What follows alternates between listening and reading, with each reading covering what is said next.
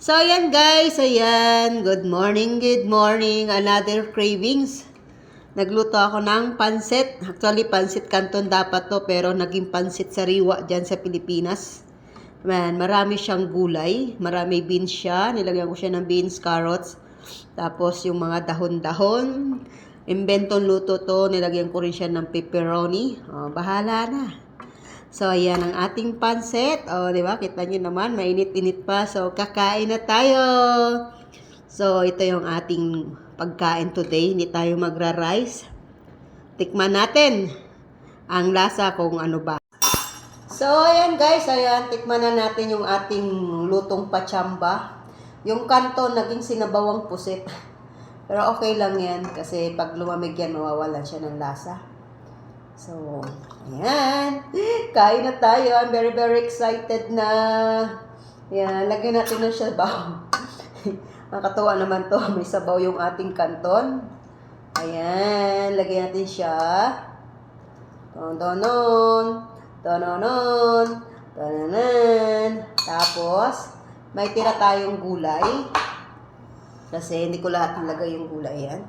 Lagyan natin siya sa ibabaw. Diba? So, ito na ang ating pansit.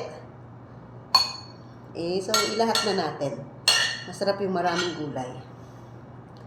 So, ayan. Yan ang ating pansit. So, tikman na natin. Tikman natin. Tikman natin. Diba? Sarap.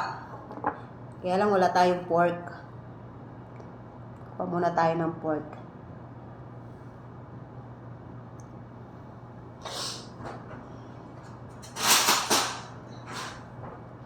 So, eto na.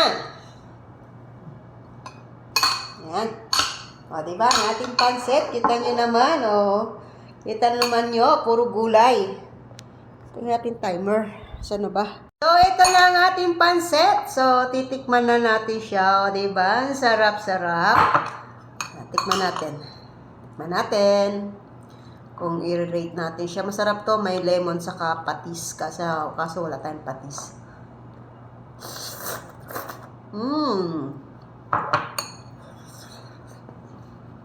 Harap. Harap niya, maraming gulay, oh. Ayan.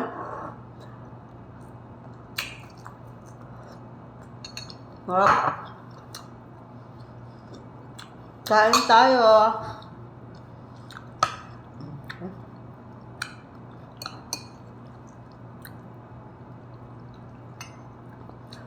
Ang harap niya.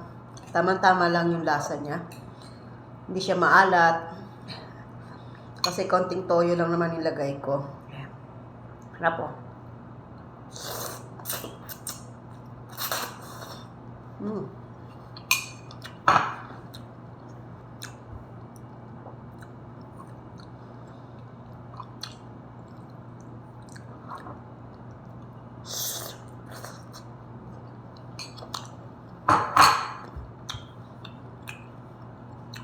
Harap.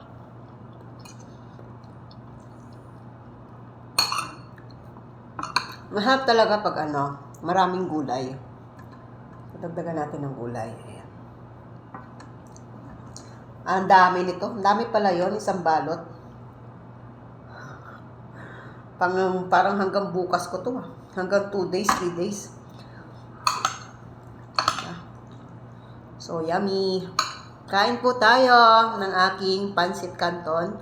So, ang goal ko today is hindi ako magra-rice. Ito lang kakainin ko.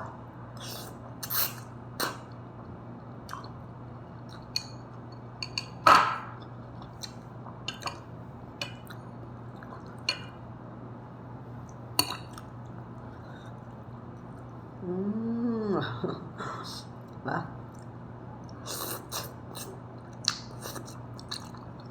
Kain.